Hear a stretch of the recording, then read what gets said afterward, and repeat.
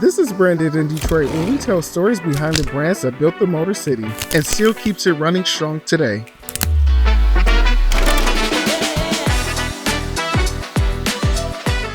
Shinola isn't just a name, but it's a movement rooted in craftsmanship and Detroit pride. I'm Rashawn Wilder, and today on Branded in Detroit, we're exploring a brand that has redefined what it means to be made in Detroit in the 21st century. This is Shinola. But hold on, before we get here, let's unwind a bit and show you where it all starts. What's up, guys? I'm here with Dennis. Dennis, how are you? I'm doing well, you? Good, I'm great. So tell us, what's your role? Manufacturing manager here at Shinola. Perfect. And what are we going to do today? We're going to see the whole process. So we're going to start with the raw leather, see that get made into straps, and then take a look at the watches, how we're assembling all those gears and springs into the final product. Perfect. And we're going to see how this watch is made.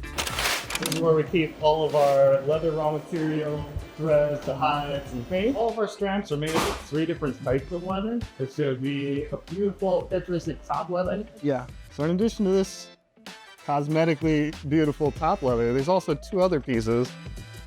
One is this suede you see here. We call this inlay, and it's like a very soft, spongy material. Yeah. This is what gives our straps what's called like a Bombay, like a pillowy texture. Okay, nice. So will this go on the back, or this is in the inside? This is the secret sauce that makes that strap really look plush. Wow, nice. So who sources the materials? Yeah, so we source from a variety of tanneries. Okay. Mostly domestic, but we work with some European tanneries as well. Okay. The level of material we're looking for here is pretty niche. So we have to source from a variety of tanneries, each one not quite capable to keep up with the demand that we're working with here. Right. There's one last piece of leather that goes in each of our straps. Okay. Which you'll see down here. This is called our liner. And if you feel that, it's super silky smooth. Yeah. So this is what's gonna be up against your guest's wrist, so the inside of the strap. Yeah, it feels like my skin. Yeah, there you go. Soft. Love it, love it. All right, so this space we're walking into right now, we call the cut room. This is where we take those leather hides and start getting them down to the rough size that'll make the strap. So those hides roll back here on these, we call horses, but the full hide here, and then it's gonna be cut by our artisans. The hide gets laid out on this table here, and the tools we use are just cut-in hardened steel. Wow. Hardened tool steel dies, and they're lined up on this leather and cut. It's got to be done by hand because one animal to the next is going to be a different color, and even a single cow is different colors. Very true. And so you're going to be cutting and making sure that both sides of this gust strap are from a very similarly colored part of this animal. Okay. And then those 2 pieces of leather are paired and go through manufacturing. And then in addition to just making sure the colors match, Anthea's cutting around any sort of little defects or character. Did this cow lean against a fence a lot, or mosquito bites? The amount of things we're looking for in this hide is very detailed. So how long does it usually take to cut the hide? Oh, yeah, so we're cutting hides for about 2 hours a day. So from like 9 to 11, we'll be cutting this raw material and then moving it on down to the next row to assemble these straps. So all of our straps have a stitching, but the stitching is purely aesthetic. It's there as a beautiful contrast piece. What really holds this leather together is a heat-activated glue. So this table that Ralph and Renee are working on is a cozy 60 degrees Celsius. So it's warming up that glue, getting it activated, and then they are just by hand lining all these pieces of leather up to form the core of that strap. Wow. And when you're done, can I see one of those, Renee? Go. You can see kind of that lasagna pattern of all those different types of leather, each for their own specific purpose, sandwiched together to start forming that. And looking, you can start to see that curvature, that Bombay we were talking about that you get from that suede in the middle. Right. So here's an example of how that'll look when that's done. So a much cleaner, crisp edges. You see the holes for the hardware. So then we're gonna come to these 3 machines here. This is definitely a no-touch zone. That 170 you see there is Celsius. These are really branding tools that are debossing our logos into these straps. Here's an example where it's got our sewn in the USA. Wow. And the size of the strap there. The other end of this strap will have our Shinola logo. We really need that heat to get the depth in there because we don't want this to wear out. This is the part that's gonna be right up against that guest's wrist. as they wear it every day. So we want that to stand the test of time. You want that name to be shown. There we go. So we just finished the final geometric setup of this strap. It's in its final shape. So Michelle's doing any sort of little touch up, any split in that paint side, just by hand with that paint knife. And then it too goes through this keyring tunnel to get that smooth, shiny finish on that paint. The next step here is Deshawn. She's using our sewing machines. These are a CNC program sewing machines, so the machine knows where the next stitch is and keeps it moving, but keeping that thread tension right, so we're not getting any bunching, keeping up with the machine, loading, unloading, that's all Deshawn. So that's gonna come to Shelly Ann, where Shelly Ann's going to finish up this sewing process by burning off those tails of thread. We wanna make sure that we're burning off as close as possible to that leather, and then once she's done burning that off, she'll use the awl to do any final tucking in, so it's a totally smooth finish against your wrist. And then we have Alethea over here, final QC and hardware assembly. You can see all those straps lined up in front of her there. So every single one is 100% QC'd. We never do any sort of sample QC here, even with the leather hides when we receive them in.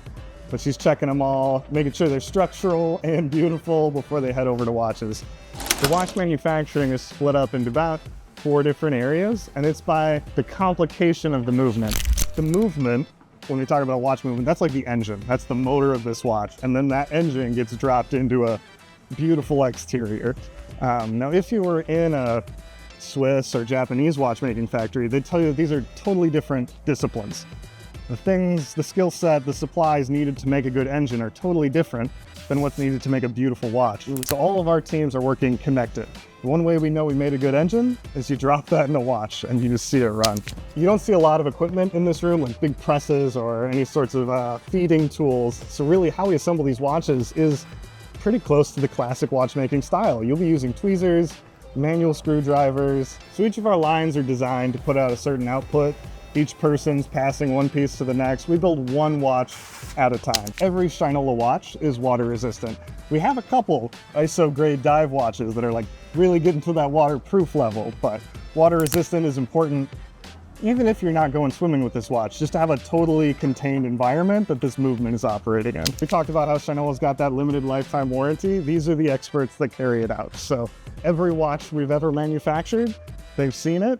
They've seen everything a guest can possibly do to their watch. We've dropped it in a lake. We've got it run over by a car, like everything you can imagine. We have a lot of quality tests in line, a lot of custom-made testing programs, but the oldest testing program, the one that really matters for our guests, is just synchronization. So these are 10 watches that we just made. All their hour and minute hands are synchronized, and these batch is just gonna live together for a while. But some things just can't be streamlined. We just need to spend the quality time to make sure these are ticking right. Absolutely.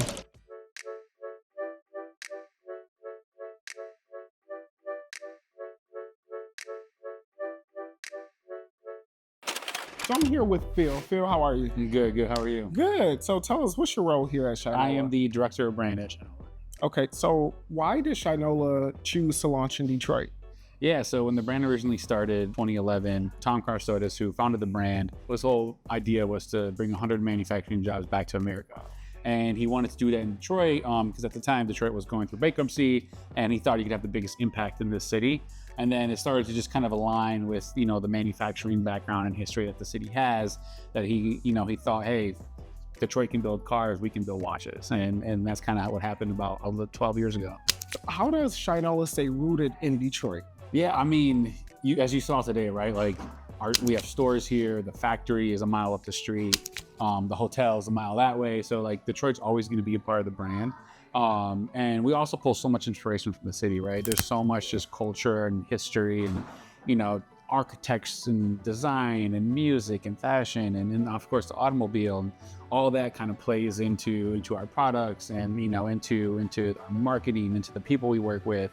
And it all kind of just plays into the whole ethos of the brand. If you're not here in Detroit, how can someone purchase a product of Shinola? Yeah, I mean, so first and foremost, our website, right? Shinola.com.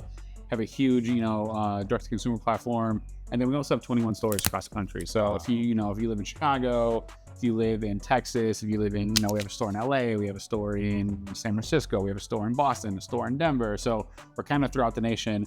So I mean, personally, I say visit a store if you can, if you have the opportunity to, because you can actually touch and feel and Absolutely. feel kind of the handcraftedness of everything we do. But if you're not in a city with a store, you can just shop online. Awesome. Phil, thank you so much for having me. man. I Thanks so much. appreciate it. Yeah. And listen, guys, if you don't have Shinola anything, if you've never checked out a store, make sure you stop by because you're in for a treat. And this is just a piece of Detroit. That's it. Yeah. I love it. Thank you so We gotta much. do a little wash shot to end it. Okay.